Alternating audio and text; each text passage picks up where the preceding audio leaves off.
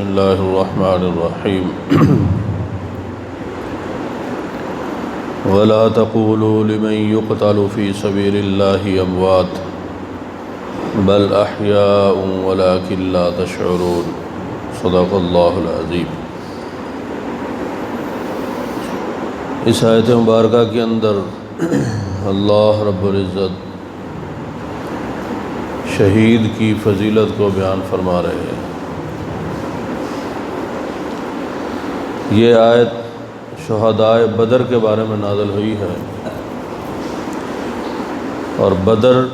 کفر اور اسلام کا تاریخ میں پہلا معرکہ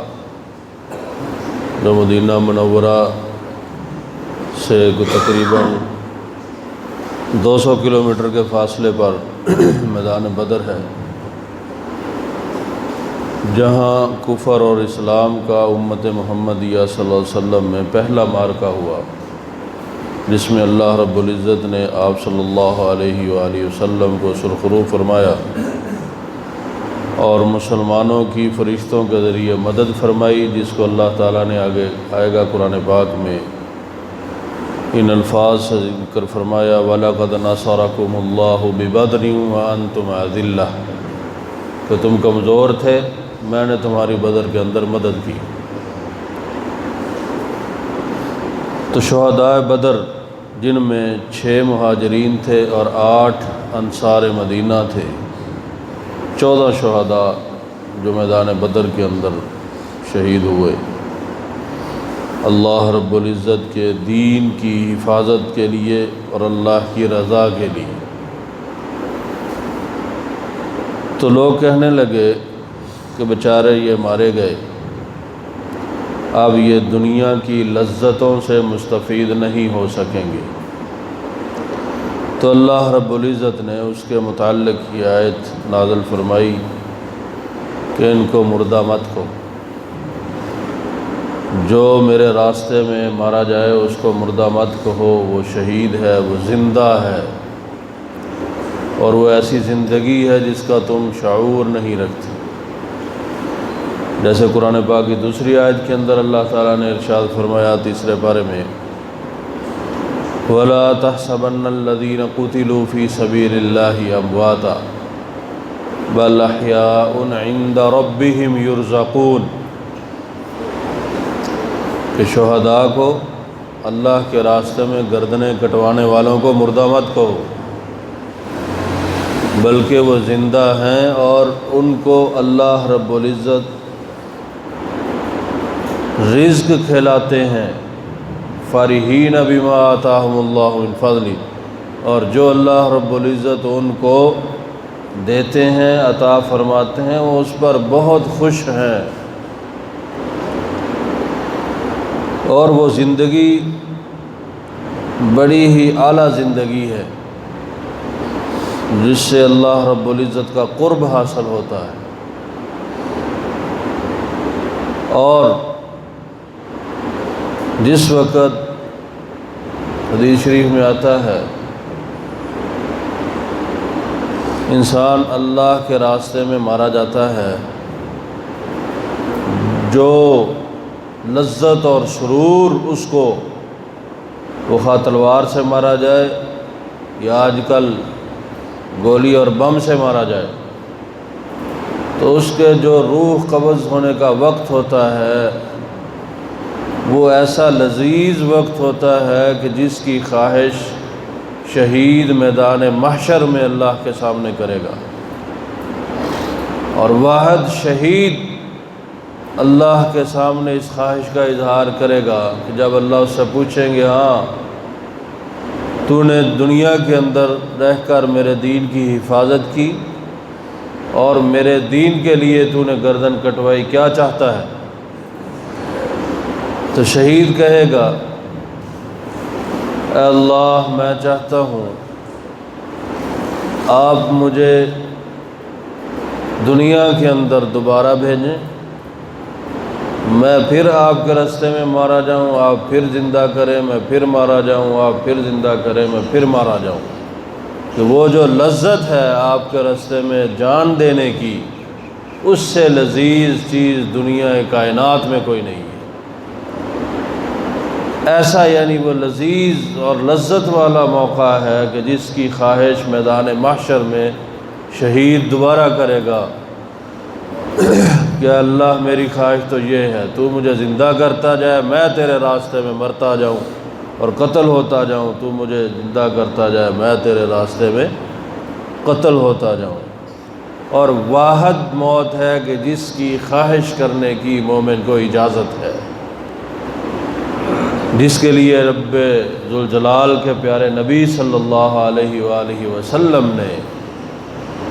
بارہا جس کی خواہش فرمائی اور اللہ رب العزت سے اس بات کی دعا فرمائی کہ میری خواہش ہے کہ مجھے یہ موت شہادت کی عطا ہو، میں پھر زندہ کیا جاؤں، ثم احیا ثم اقتل ثم احیا ثم اقتل ثم احیا ثم اقتل،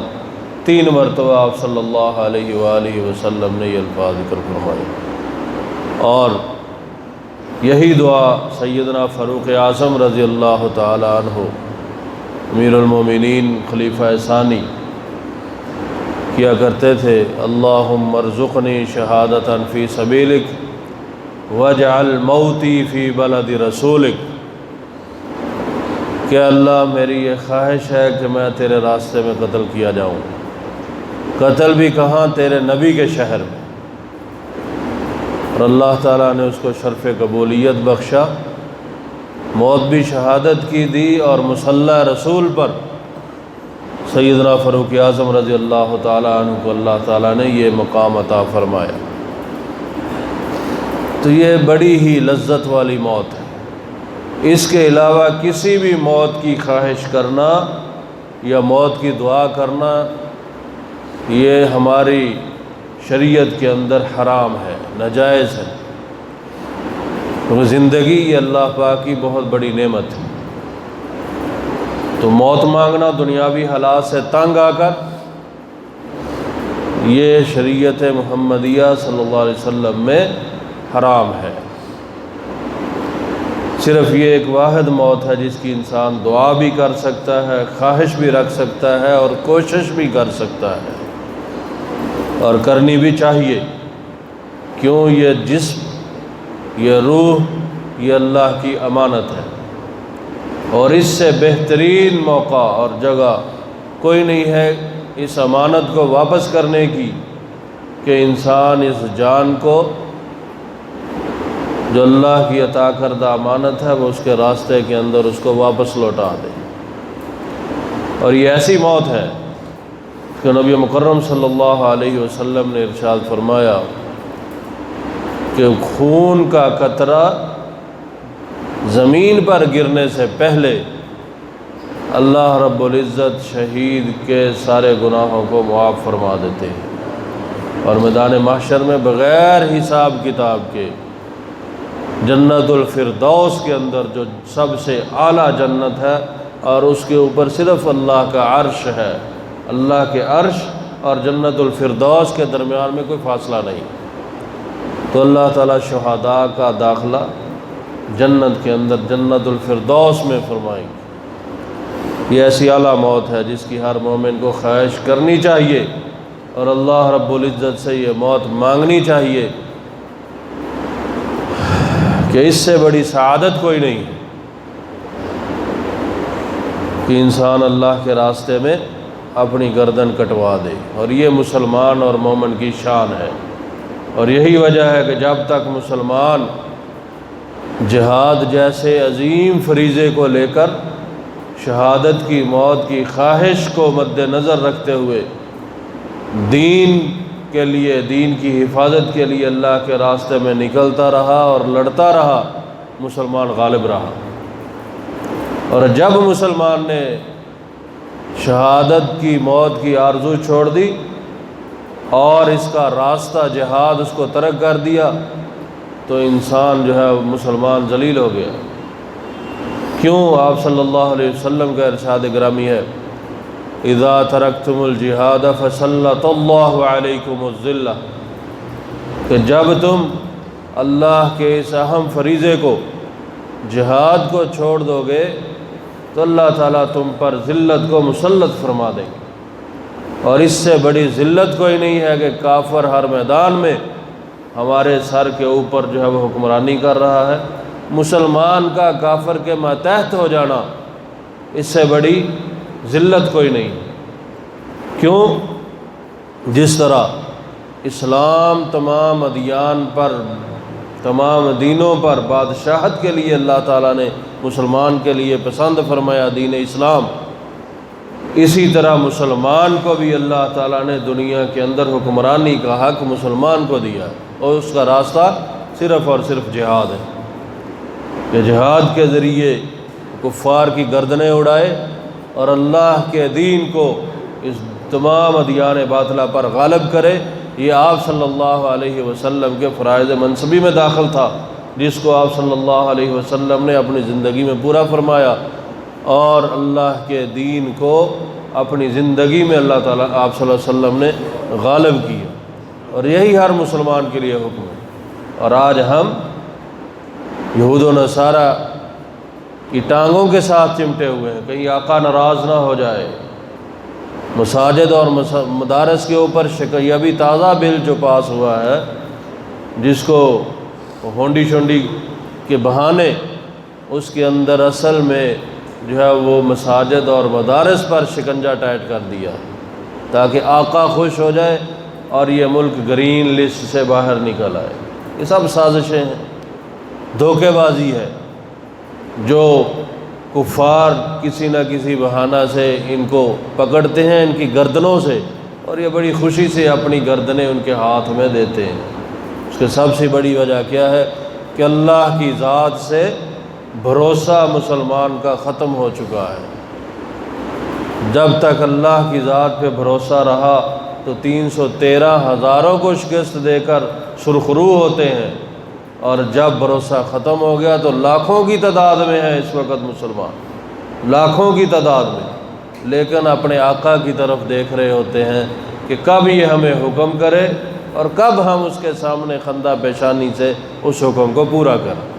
تو اس سے بڑی ذلت کوئی نہیں ہے کہ مسلمان جو ہے وہ کافر کے ماتحت ہو کر زندگی گزارے، اس سے بڑی ذلت کوئی نہیں۔ کیوں؟ جو پیشانی صرف اور صرف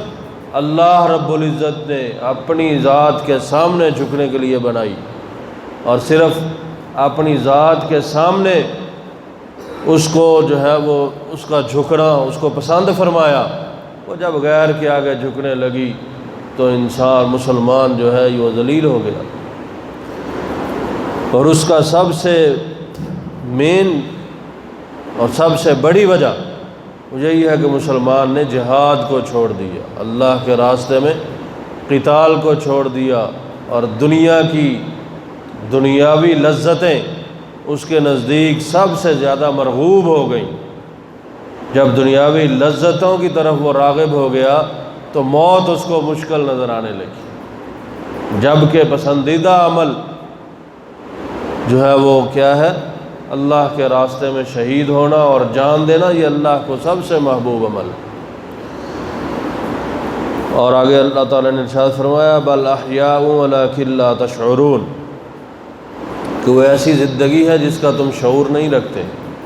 کیوں؟ تم دنیا کے اندر ہو، یہ عالم دنیا ہے،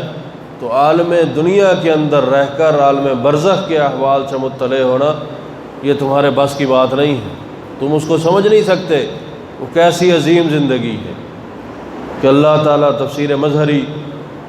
بڑی مشہور تفسیر ہے قرآن پاک کی، اس میں لکھا ہوا ہے کہ اللہ تعالیٰ شہداء کی ارواح کو جسم جیسی طاقت عطا فرما دیتے ہیں، وہ جہاں مرضی دنیا زمین و آسمان میں جنت میں جہاں مرضی وہ سیریں کرتی پھرے، گھومتی پھر۔ تفسیر مظہری میں جو ہے وہ منقول ہے، تو اس کا احساس تبھی ہوگا جب انسان اس مقام تک پہنچے گا۔ اس عالم دنیا کے اندر رہ کر اس مقام کو انسان نہیں سمجھ سکتا، وَلَٰكِن لَا تَشْعُرُونَ، تم اس کو نہیں سمجھ سکتے جب تک اس مقام تک نہ پہنچ جاؤ۔ اور شہید کے احکام میں سے ہے کہ جب انسان اللہ کے راستے میں شہید ہو جائے، مارا جائے، تو اس کو انہی کپڑوں میں، اور اس کے جسم سے خون زائل نہ کیا جائے، صاف نہ کیا جائے، اسی طرح اس کو جو ہے وہ نماز جنازہ اس پر پڑھ کر اس کو دفن کر دیا جائے، اور اس کپڑوں کے علاوہ ہتھیار زرہ وغیرہ یہ چیزیں اتار لی جائیں، لیکن اس کے وہی کپڑے ہوں جن کپڑوں کے اندر، یعنی ایسا اللہ کا وہ لباس اور وہ اس کا جسم اور وہ خون اتنا اللہ تعالیٰ کو پسند۔ ویسے خون انسان کا نکلا ہے، وضو ٹوٹ جاتا ہے، نماز نہیں ہوتی، گندگی ہے، لیکن وہ خون اللہ کے ہاں اتنا معزز خون ہے اور محترم خون ہے کہ اللہ تعالیٰ اس کو دنیا ہی کے اندر ایسی خوشبو اور سے معطر فرما دیتے ہیں کہ جس کا ہم نے کئی دفعہ مشاہدہ کیا۔ شہید کے جسم سے ایسی خوشبو دنیا کے اندر جاری ہو جاتی ہے کہ انسان کی عقل جو ہے وہ حیران رہ جاتی ہے، اتنی پیاری خوشبو۔ اور یہ کس لیے کہ انسان اللہ کے راستے میں اپنی گردن کٹاتا ہے، جس کا شعور ہمیں نہیں ہے۔ وہ جو اس مقام پر پہنچتے ہیں وہی اس کو محسوس کرتے ہیں۔ اللہ تعالی ہم سب کو یہ عظیم موت نصیب فرمائے۔ ترجمہ سن لیں۔ وَلَا تَقُولُوا لِمَنْ يُقْتَلُ فِي سَبِيلِ اللَّهِ أَمْوَاتٌ، مت کہو اس شخص کو جو قتل کر دیا جائے اللہ کے راستے میں مردہ، بل احیاء، بلکہ وہ زندہ ہے، وَلَكِنْ لَا تَشْعُرُونَ، اور وہ ایسی زندگی ہے جس کو تم محسوس نہیں کر سکتے۔ اللہ تعالیٰ سے دعا ہے اللہ رب العزت مجھے، آپ کو، تمام مسلمانوں کو اس عظیم موت سے ہمکنار فرمائے اور اپنے دین کا محافظ بنائے، اور اپنے دین کے لیے ہمہ